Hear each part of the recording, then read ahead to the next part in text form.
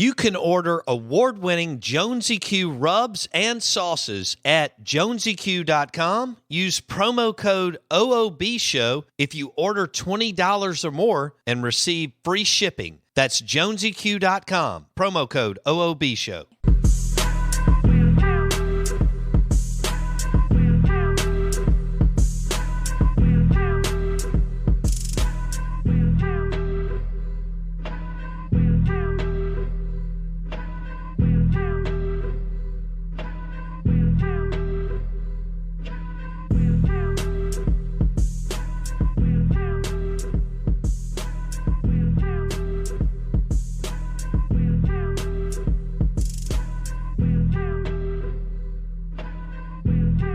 All right, good morning. Welcome in. We'll have a big announcement. Madison Ridgeland Academy football will have a big announcement around lunchtime today. We'll cover it later in the afternoon and tomorrow morning. You'll have MRA football again on ESPN 105.9 The Zone, back-to-back state championships for the MRA Patriots. If you're on the fence about your child's future, now is the time to schedule a private tour of MRA and check out everything that they're doing academically. 601-856-4455. You're listening Out of Bounds, 105.9 The Zone, ESPN. One of the big stories breaking last week, Oklahoma, Boomer Sooner, and Texas leaving the Big 12 and heading to the Southeastern Conference. And it's kind of taken the college sports world by storm and grabbed a little bit of the real estate with NFL camps starting up, which is exciting. So I think most everybody other than the other Big 12 teams are very, very excited. We thought we would bring in Erik Gee, Tulsa Sports Talk Radio, and Erik joins us on the Modelo guest line. So, Erik, who spearheaded this from Oklahoma and Texas to make this happen, and how long was it in the works before it broke? Well, it depends on now that second part. I'll answer the second part of that question first. It depends on which article you read and who you talk to. Could have been as long as a year ago or as short as 6 months ago that this had been in the works for OU Texas. Obviously, it just happened yesterday. I tend to lean that it's been going on for at least a year, if not longer. And as far as who it was spearheaded by, there's no doubt in that. That would be Joe Castiglione, OU athletic director, Joseph Herzog, who is the OU president, and then you throw in Chris Del Conte, who is the athletic director at UT, and their administration. But I think they have been talking together for a year, for at least a year, even if it was just superficial talks. Both of them had to know that the best thing for their football programs or the universities overall was to dissolve the Big 12. And what I'm most surprised is that, at least from OU's standpoint, when David Bourne was president, they weren't actively working to dissolve the Big 12 sooner than what they did over these last 48 hours. Or not the last 48 hours, but over these last week. Interesting. Okay, so that's pretty impressive, Erik, that they were – I mean, how in the world in a day and age – well, since the beginning of time, people have, run their mouth and can't really keep secrets. But this day and age, it's virtually impossible. How in the world did Oklahoma and Texas insiders, who you just referenced, presidents/ADs, how did they keep this on the down low and from anybody else in the Big 12? Well, first of all, I don't buy that. This is just my opinion. I don't buy that it stayed 100% on the down low. I think there would have been a lot of embarrassment on Oklahoma State's and Baylor's and Kansas's part if any of this were to get out. I think when you've got a guy like Jeff Long, who had been in the SEC for a long time at Kansas, who was at Kansas and he had been at Arkansas, I would think that somehow through backdoor channels he would have gotten this news. I would have thinking Mike Holder, who just retired or was pseudo forced out as athletic director at Oklahoma State, would have had some inkling of it but I don't think they wanted to get out because of embarrassment. Now, if you buy into the fact that they have been able to keep it quiet, I think one of the big factors, at least from an Oklahoma standpoint, was not having David Boren, their president, or ex-president, involved with this. Former politician, U.S. senator, loves to get out in front of the cameras, loves to run his gums, loves to, steal the spotlight. Well, when you've got a president that doesn't want any part of that and an AD that knows, hey, in order for this to work, we got to keep our mouths shut, it's going to be a lot easier to work together. I also don't think that it hurts that the Lost Dodds is no longer the athletic director at Texas, because he's another guy that loves the spotlight and loves to tout how big his university is. So with those central figures out of the way, it was probably a lot easier to keep this under wraps. Okay. And what has been the feedback that you've received from Oklahoma Sooner fans when it broke? Now that we're about a week in, are they overwhelmingly excited about the move, Eric? Oh yeah, not even that's not even a question. OU historically, from a personal standpoint, I put OU historically on par with Alabama as 1A and 1B, the two best college football programs in America.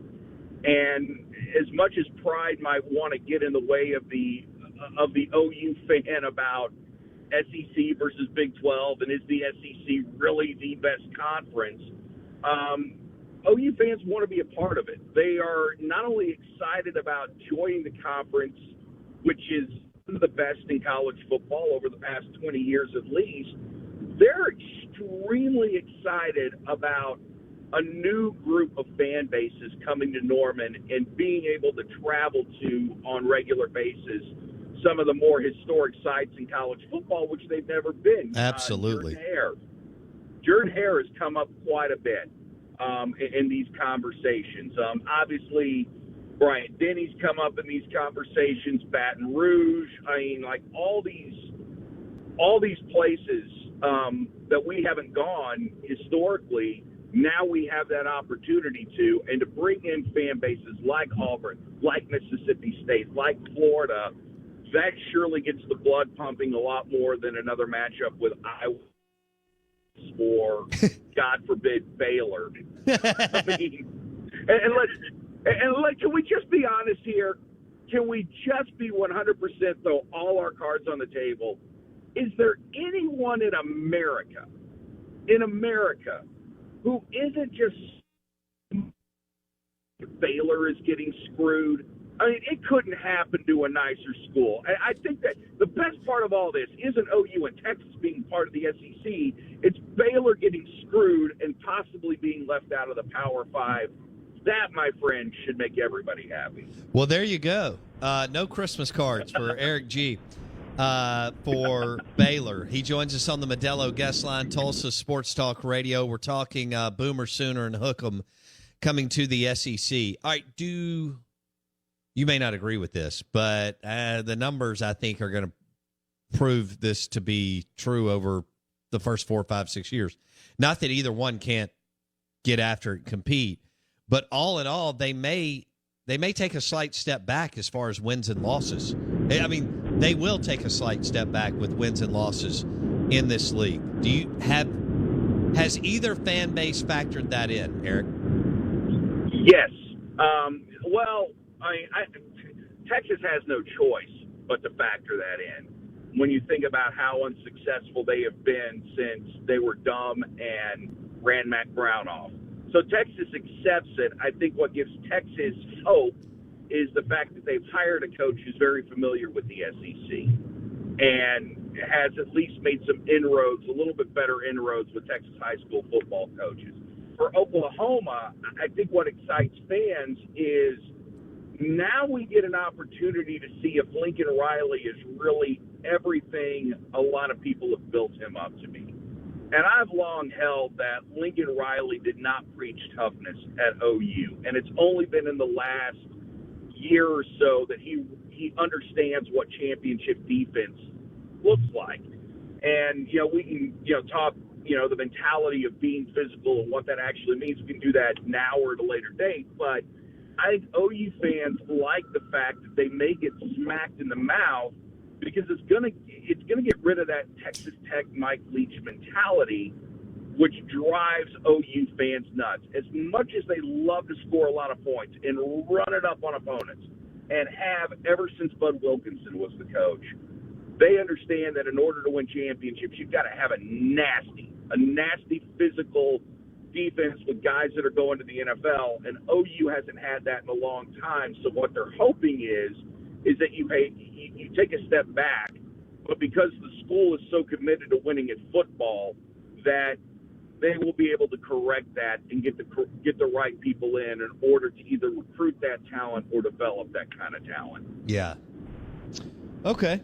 Out of bounds, 105.9 The Zone, ESPN.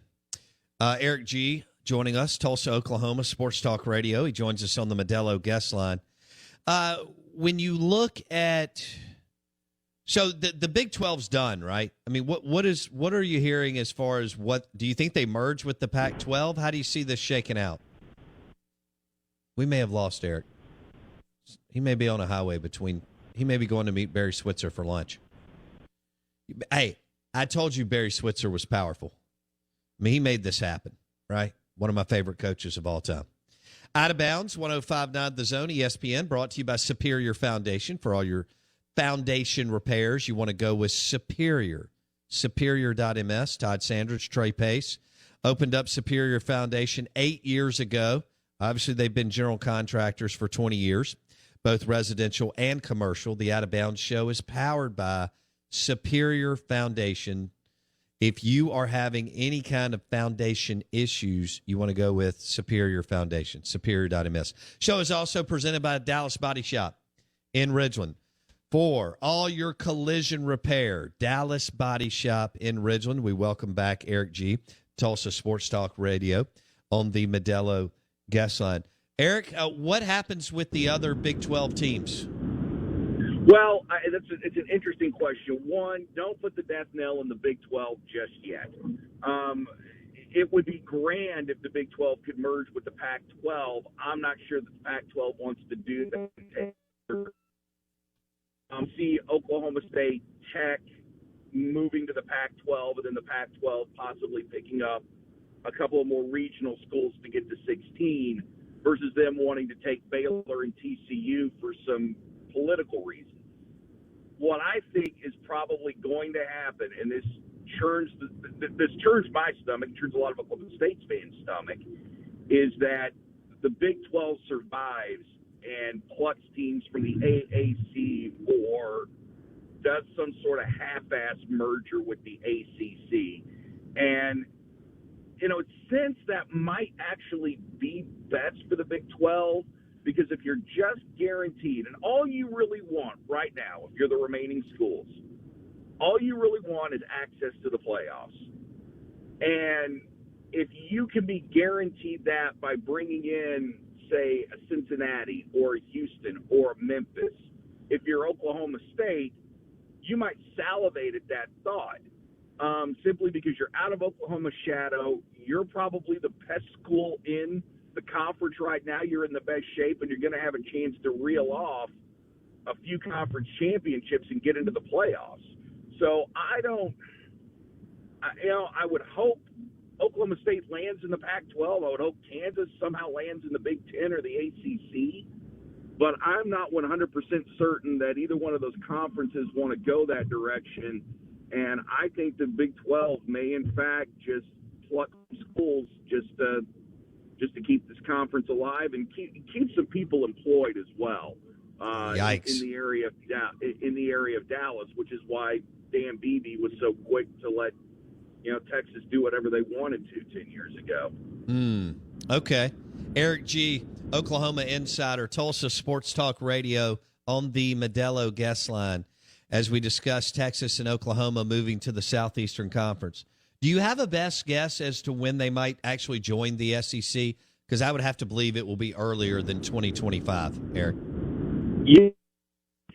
I originally thought maybe the year after next, but I think it'll be next year. And one thing that's kind of popped up is that the money that Texas gets from the Longhorn Network, which is like $176 million, some obscene amount of money for that piece of crap,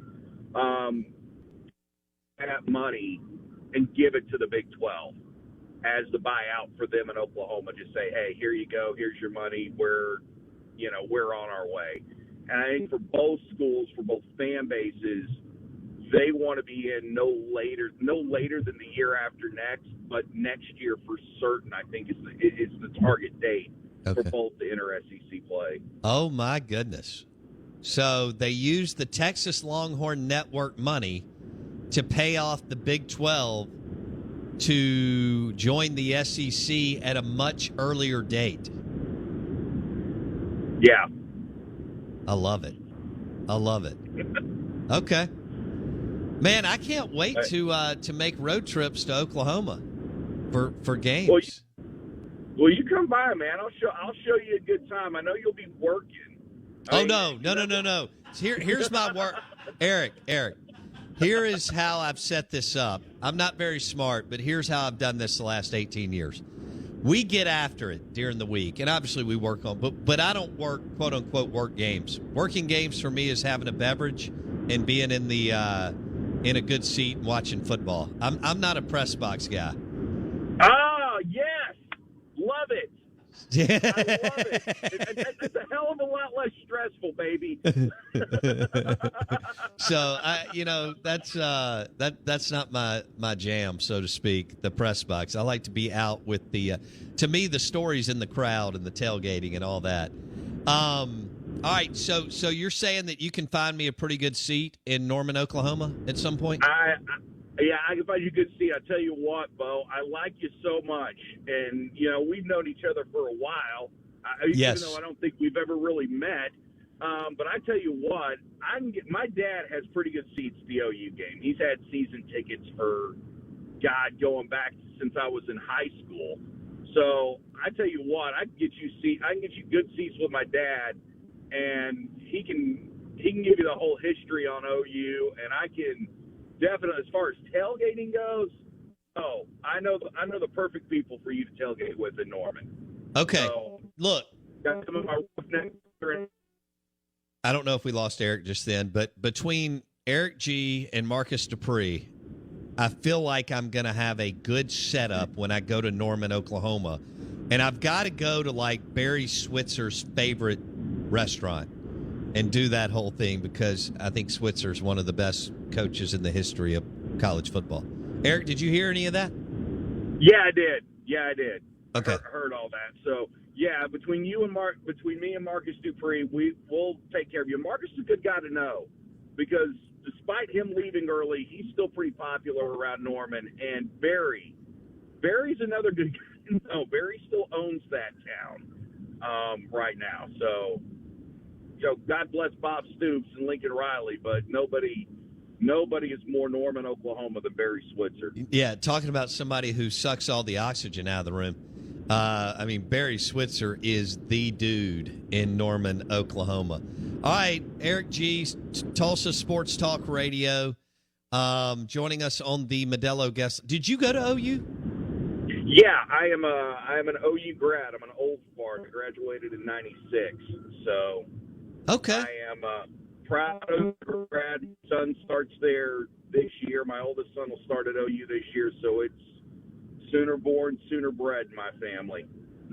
Well, welcome to the Southeastern Conference, my man. We're excited.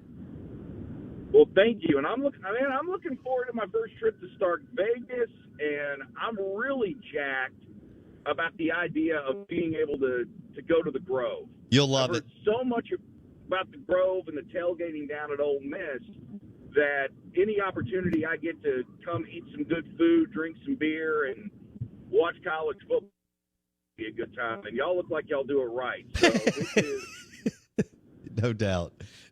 I can't wait. Erik Gee, Tulsa Sports Talk Radio, Oklahoma insider on the Modelo guest line. Eric, be good, bud. I have a feeling that we're going to talk a good bit over the next few years, and I hope you're right that Oklahoma and Texas join sooner than later. Thanks, man. Appreciate it. Thank you very much. All right. So Erik Gee, Oklahoma insider, if they use the Texas Longhorn Network money to pay off the Big 12, and then they enter into it, allows them to join the league 2-3 years earlier. That is unbelievable. And how does that impact Arch Manning's recruitment? Hello. Because everybody seems to believe that this is a 3-horse race between Clemson, Ole Miss, and Texas. So it's Dabo, Kiffin, Sark, Clemson, Ole Miss, and the Longhorns. You already felt like Texas was going to have a good shot with what they have to offer. And again, they haven't been, doing what we expect them to do. Although, goodness gracious, it looked like they were turning the corner the last couple of years, but just not enough or not quick enough in what Tom Herman was doing. So now they hired Steve Sarkisian, who has been under, of course, the mighty Nick Saban, and has been friends with Lane Kiffin forever, and they were on the Southern Cal staff when they were babies years ago in that 01, 2, 3, 4 range. You want to compete against the best. Is that something Dabo can overcome? I mean, now Clemson's Clemson, and you feel like they're going to be in the college football playoff discussion for some time, right? They built a monster. They've won 2. They've played for more. They're producing NFL QBs like Deshaun Watson and Trevor Lawrence. Dabo's a great recruiter. They're offensive driven and so on. How does that look for Arch Manning and what he wants to do? Is Texas moving to the SEC good or bad? Would Arch Manning rather, I don't know. Avoid? That's the question. If he now, doesn't Luganville choose Ole said, Miss, would he avoid it? Called BS on that. Yeah. He said, dude, that's not what this is about. He's going to pick a school. He wants to compete. Wherever they are, they are.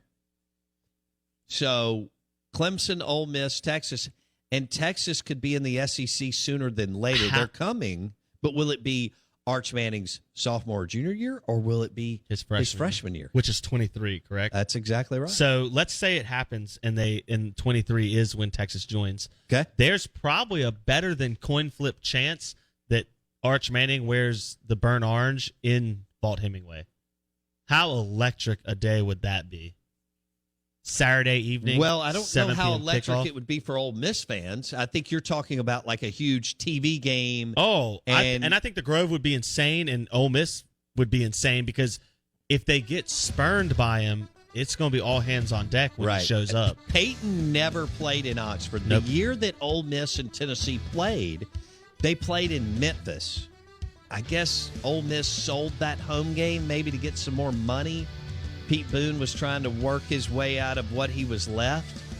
I can't remember exactly, but I want to say 1996. Maybe Peyton's junior year and Tuberville's second year.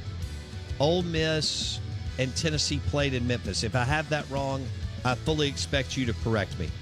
But I'm pretty sure they played and did they play on like a Thursday night? Of course, Thursday night games were the thing in the 90s. Especially in the SEC.